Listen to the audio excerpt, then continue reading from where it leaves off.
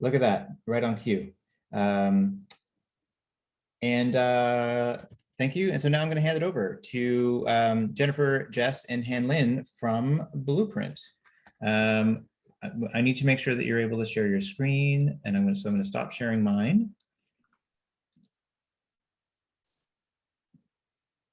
And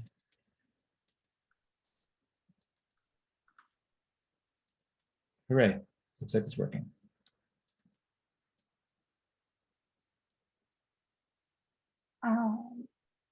Is everyone we don't see it yet, but probably momentarily. It looks like it's on its way.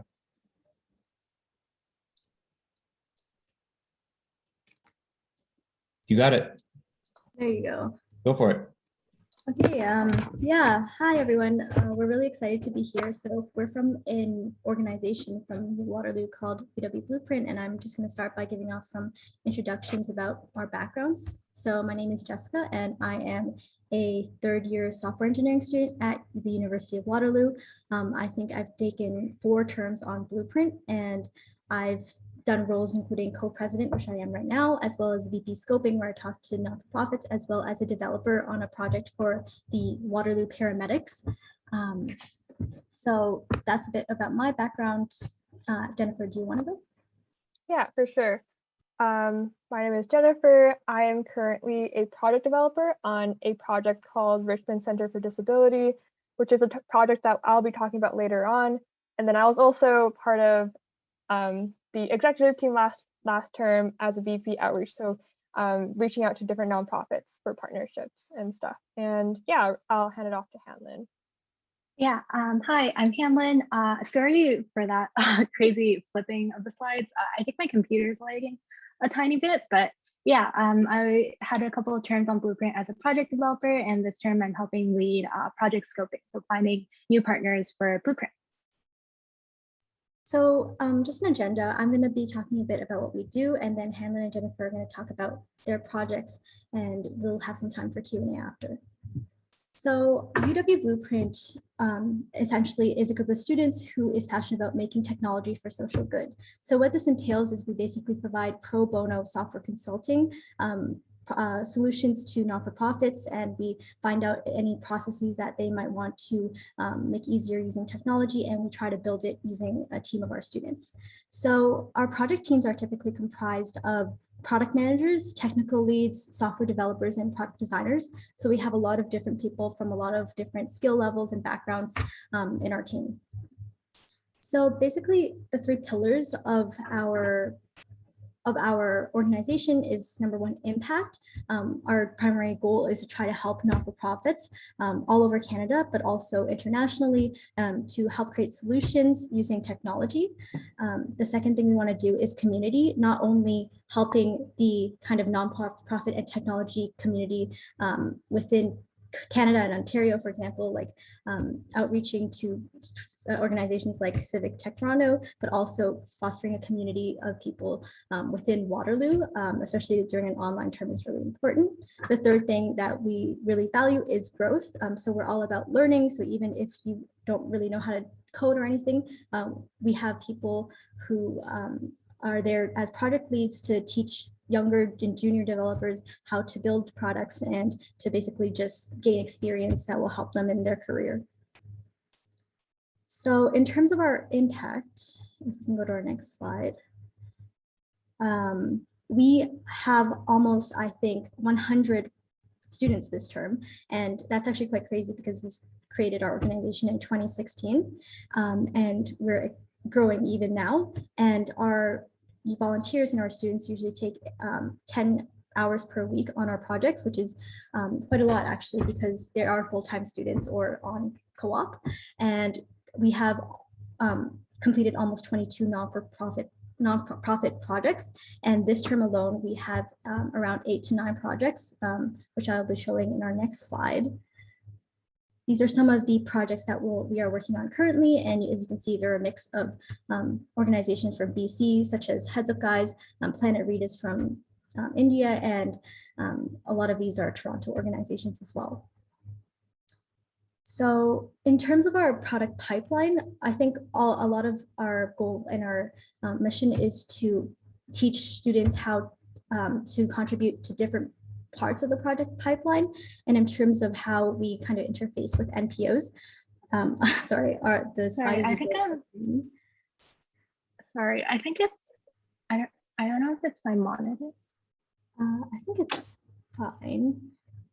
I can still talk about our product pipeline. So first, I think the first step in our process is we reach out to NPOs through cold emails and try to identify their product space and their problems and how we could possibly address that through technology. The second part is that we comprise a team from our organization to work on this, composed of the different roles that we talked about before. Then we create an MVP to try to show our NPOs so that we can get feedback, and we always value user feedback when we have a lot of meetings to check in about that. And then finally, there's a product handoff where we give documentation so that the NPOs can help support their project, but we also have a system where they can give in requests so that their product doesn't become obsolete and we can actually build on it and maintain it long term, which is something that we're actually trying to pilot in beta this term.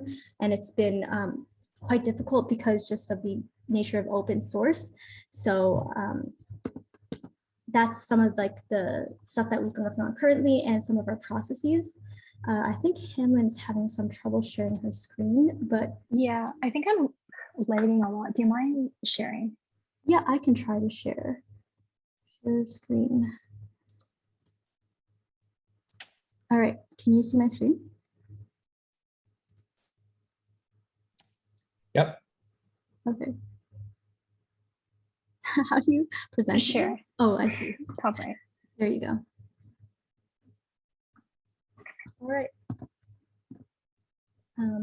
Now we can, I think, Sorry about that. So yeah, I think to best show how like students are able to work effectively and collaborate with nonprofit organizations, the best way is sort of to talk about how we were able to execute on projects in the past. So I'll be talking about the SHOOT project. Next slide. Next slide. Which I was lucky to be a part of from September of last year, and it wrapped up around April as a project developer. And you can actually see the public facing portion of our project live there. To give a little bit of context, the SHOOT project is an organization based in Toronto, and they give a platform for different immigrant and refugee women in Canada. One of the main activities that the team does are they hold these different educational workshops all over Canada. And then they bring in different authors and mentors who transcribe the stories of these women. And so with the 10th anniversary of the SHOOT project coming up in, next slide. With the 10th anniversary coming up in 2021, one of the biggest problems that the SHOOT project team faced was that because they had so many different chapters across Canada, there was a lot of disconnect between over like 250 stories that they've collected. And so a lot of these stories, after they were transcribed, just remained sort of artifacts of the history of the author and the women which they were transcribed for. And so we really wanted them to be able to showcase the impact of their work. So the team at Blueprint came up with sort of a solution, which would be interactive visualization of all their different stories and multimedia content. And we came to this conclusion by sort of looking at the three main channels of users that we were catering for. The first one would be the SHOOT project administration team, which needed a way to maintain this platform even after we handed it off. So doing things like uploading, editing stories, viewing them, etc. And then we also want sponsors and donors to be able to develop empathy as they go through the site and really understand the impact that the SHOOT project team does. And for general visitors such as yourself, going on this website, hopefully there would be the intention of it being an intuitive experience and also knowing like the tangible impact of all the different women and what the team does. And yeah, this is just the feature set. We broke the 8-month project into 2 different 4-month chunks, one with the public facing map, and the second was an internal map management portal that allowed them to support the site post handoff. And yeah, I won't go too much into like the technical architecture, but because we did the project entirely remotely, we relied a lot on synchronous and asynchronous tools. For one, we did a lot of synchronous work sessions over Discord, and then we used Slack for asynchronous communication, much like Civic Tech Toronto. In terms of like our front end, we use like React, and we use a ton of different third-party services and libraries that allowed us to like move pretty fast. One in particular to shout out here is Leaflet.js, which is a really great JavaScript library that provides a lot of tooling utilities when you're building out digital maps. And yeah, for the most part, we try to follow best practices, lots of code reviews, setting up continuous integration, continuous deployment. And one of the biggest challenges that we always face on Blueprint when it comes to our technical stack is that we want to stay on as low a budget as possible, especially because we do give pro bono services, but a lot of things such as hosting do require some money. And yeah, really briefly, this was the design system that we used through Figma based off of material design patterns, and it allowed for really great handoff between designers and developers. This was the map page, which has pins of all different stories. And you, next slide, you'd be able to see like a preview of the story filtered by the countries of origin. And also view and read about the story. Next. And the second part, which is less visual, but was really important, was automating a lot of the different workflows that the team would do. So for example, if for the month of September, they only wanted to show stories from Toronto, they should have a really easy way of doing that. And next slide. Yeah, so the main part of how this project, I think, worked out well was really frequent communication between the student team and the NPO client. So we had bi-weekly meetings where we did a lot of user testing and had really quick feedback iteration loops. And at the same time, we try to remain like as open-minded as possible. So if there were any like changing scope or changing expectations, we would make sure to pivot pretty quickly and not get stuck on one problem and always like keep moving forward. Yeah, thank you, Hanlin. So I'm going to talk about this project called Richmond Centre for Disability, which is one of our more early stage projects that we took on, I think, April of this year. And so just kind of a brief overview of the nonprofit organization. Richmond Centre for Disability, RCD, is actually based in BC. And so they provide a lot of services for the disability population here. It's been pretty well served. So we've been working with them for this past year to basically build out a digital storefront for them to digitize their accessible parking permit administration. So before COVID, their organization operated fully in person. So if someone wanted to request a APP, which is accessible parking permit, they would have to go in person with the doctor's note as well as other documentation. And then they would basically process it in person, and then they would send that permit to them to their house by mail. And so this was a very slow process, and we wanted to digitize that to make sure that this can also go online. And so we had three kind of components to this. We had the storefront, so for customers to purchase the permits, as well as an admin-facing application so that admins from RCD can create, read, delete, and update the permits as well as the applicants. And then also we wanted to help them migrate their data from this really large Excel sheet that they had to keep track of their applicants. And so to incorporate all these things in one single app. I think one super interesting thing about our project is that we're working with a population that is experiencing some sort of disability. So whether that be a loss of vision or motor disabilities. So we needed to keep into consideration a lot of the accessibility concerns when we come to design and develop. So I guess kind of in our design process, we, if you go to the previous slide, yeah, thank you. We started off by scoping out the project in April. So we were able to meet with the RCD team, and then we basically try to understand what exactly their processes are, their procedures in actually filing this permit. And we basically was trying to gain context. And in this kind of phase, we were trying to ask a lot of questions to actually understand how the organization worked. And thankfully, we were able to get a pretty good understanding after that. And then we started the design process where we basically mapped out all the user flows and wireframes, as you can see on the slide. And then right now we're actually like finishing off the high fidelity prototypes and handing it off to the developers. And now the developers are actually building out the front end and trying to user test as well with our CD clients. So this is an ongoing project that probably won't be complete until 4 months down the line. So we're super excited to see how this turns out, and yeah, to see how this project unfolds. Right, so I just want to conclude by talking about why UW Blueprint has been able to kind of run for the past about 6 years. So the first thing I think with clients is establishing trust. With our timelines and the amount of people coming in and out of our club just due to how co-op works, it's really difficult to estimate like a really great timeline. So communication with the client is super key. The second thing is building intentional products as well as intentional processes. Everything that we do is very meticulously thought out in terms of its processes, so that even when exams come up and everything, we are able to meet those deadlines, and we make sure that we scope the products that people will actually use. And lastly is what makes our team is the dedicated student volunteers.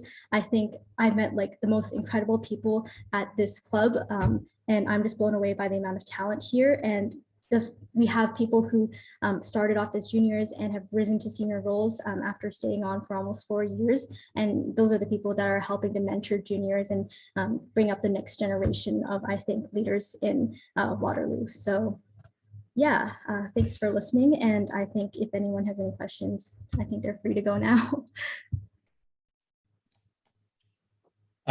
Amazing presentation. Thank you so much. So yeah, we've got a healthy amount of time for questions.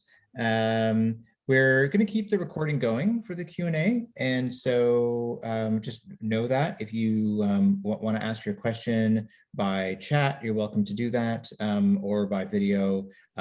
If you have a question and you want me to call on you, or you want to get in line, just drop a Q in the chat and to grab your spot. Cool. Okay, so first question is Ben's. Hi, thanks, Gabe. Wonderful presentation, very admirable. Something that I'm not sure if you've considered or not, but is a succession plan and scaling this up to other universities, because it just seems so, as you said, meticulously done and well organized so that all the processes have really matured. But also there is the fact that eventually you'll all graduate and the club is as it is, but essentially my question is twofold: succession plan and collaborations with other campuses across Canada or the world. Have you thought about that? I think I can take this one. So to address the collaborations, the first chapter was actually formed in Berkeley. So we're actually one of the child chapters, and they have chapters all over Alabama, Texas. But Waterloo is the first Canadian chapter, and we have collaborations with U of T, where we have like a competitive trivia night, as well as Carleton and such. Oh, that's wonderful. Yeah. The succession plan is a really interesting thing because knowledge transfer has been an issue that has been constantly plaguing us, just in terms of software documentation. When you have so many people coming in and out, like it's very hard even in a normal environment, much less a student environment. So I think we are actually like the new generation of Blueprint. The generation above us has already graduated, and they help us a lot with knowledge transfer as well. And what we like is we put like the younger people in leadership roles so that they can kind of take over gradually. All right, well, that sounds really well organized, and it's great to hear there's so much collaboration already with some great universities. So thank you. If anyone else has a question, drop a Q, or you can just type your question into the chat if you'd like. I'm really curious to hear about the how you scope projects, because having worked with some nonprofits, many of them are often like a bit disoriented in that process, because a lot of nonprofits don't have a lot of tech capacity, and so sometimes I have found it difficult to like land on a scope for a technology project. But the two that you shared seem really like great fits for the problems that they presented. But I guess I'm curious about like, what's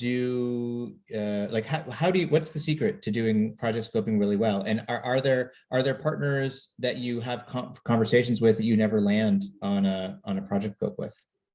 Yeah, I guess I can take that one since it's pretty relevant to some of the work I've been doing recently. So I think I feel like I could talk about this so long. There's like so many things that I learned about scoping out a project. So for some context, like at Blueprint, each term we take on around like seven projects, but a lot of them are continuing. So usually each term we're really looking at only taking on 3 or 4 new projects.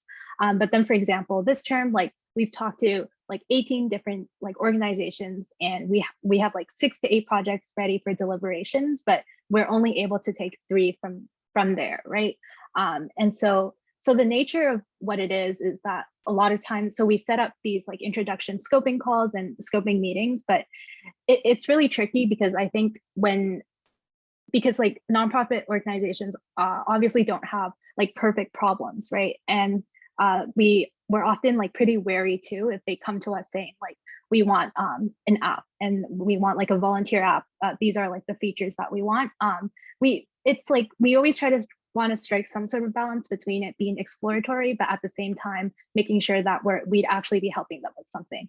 And so I think the trickiest part of that is it ends up being a lot of the projects we take on are really more admin tooling, which we help with workflows that are already established because we're like, oh, okay, like we know you're doing this, we know we can improve this, and so we'll build such and such. But I think the letdown of that is a lot of times we don't end up taking projects that are more maybe like advocacy related or exploratory, where we're not really sure if it will have an impact for the org, but they maybe say that like it's a real need, but we're not sure of that. So I don't know. I don't really know if I answered that properly, but we do have sort of different criteria that we look at when we're scoping, and I try to always do as much like background research about and like read all the like impact reports that an organization has, just to try to get as much context to understand their problem space better. Super cool. That all makes tons of sense. And I mean, I hope that someday you, or maybe you already have, like document some of that in a blog post or something, because I think it would be super useful for those of us who do project scoping in other contexts, like civic tech contexts as well. Cool. I have more questions, which I'm just going to ask if no one else does. So I'm really curious about it sounds like the experiences of the students who work on these projects. I could imagine that being like both a really satisfying experience, but also a really good learning experience. I remember being a student in university and like not understanding anything about how to deal with clients until way later. And so I guess I wonder, like, what do people do? Is there like a Blueprint alumni network? And what do people do? Like, how do people use these skills after they're out of school? I have some thoughts, but if anyone else wants to. Okay.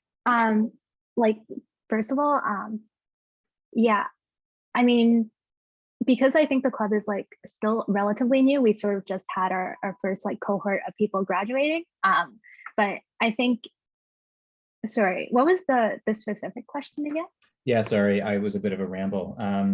I'm curious about, so it says that there haven't been, it's a relatively new program, and so there are only a few people who've kind of graduated who participated in it. I guess I'm just curious, like, if you stay connected to those folks, and do those folks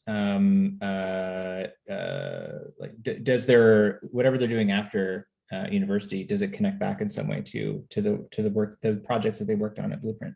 Yeah, so for sure, I think a lot of the skills that students are able to develop on Blueprint are pretty valuable, just because I think it's sort of the perfect mix between you have some stakes in like your project because you did sign a contract with an NPO and you are expected to deliver, but it's not the end of the world, and you have more senior students leading it, so you're not completely lost. And I think also another thing personally, I think I've learned is a lot of times, I think with students, or especially when you're younger, a lot of times when I guess you're like told in like experience settings a certain way to do something, you would usually follow. But I think working with a lot of clients and being a bit more confident with like your own abilities, you learn like to push back, I think, on expectations, especially for projects. And yeah, I think there's been a couple of Blueprint alumni that have went on to work in sort of nonprofit consulting, but I'm not too sure. Maybe Jess can. Yeah, I can talk about a bit more of that. Like just as personal experience, I think Blueprint actually changed how I thought like software could be used. There's like a very, I think, negative stereotype in terms of like what people who are in tech like they do, but like I was open to this role of like technology for social good. Our alumni, we had like a fireside chat last year, and we have people who are working at the Zuckerberg Chen BioHub, or there's also the one by the Bill and Melinda Gates Foundation, and they're all like working in sectors helping kind of like social good and such. So yeah. Very cool. Sam, you have a question? Yeah, I'm curious about, and I apologize if you said it at the start and I just forgot it as soon as you said it. What your like organizational relationship is to the university, and if you find there are any bottlenecks in terms of like bureaucracy implemented by the school. Maybe that's a very political question also. You can just say pass if you don't want to say that on record. I can talk about this. I think the relationship with the school is that we mainly have a lot of resource issues in terms of funding things like Slack and Zoom. And I think we have to be kind of tied in as a university club, just because so many of our recruits are from there, and that's how we get our word out. But also we're trying to distance ourselves from like being a club and more of like an organization, because we want to like build it into something that's even greater and like more of a foundation where a lot of other organizations and chapters are working with us. So for example, one of the things is that we cannot be selective about who can join our club if we are under the university WUSA, like WUSA student organization, but we simply don't have the resources to support new talent and to give them a really great experience with enough senior people to help mentor them. And those are some of just like the resource constraints that come with being like a school club versus like a standalone organization. Thanks, that makes sense. One last question for me. When is the next set of projects going to be completing or hitting their next milestone? And I ask that because I would love to have project teams come and present their work at Civic Tech Toronto Hacknights. I think it would be really interesting to hear about their process and see where they landed. Is that something? Does that sound possible? And whenabouts might that be?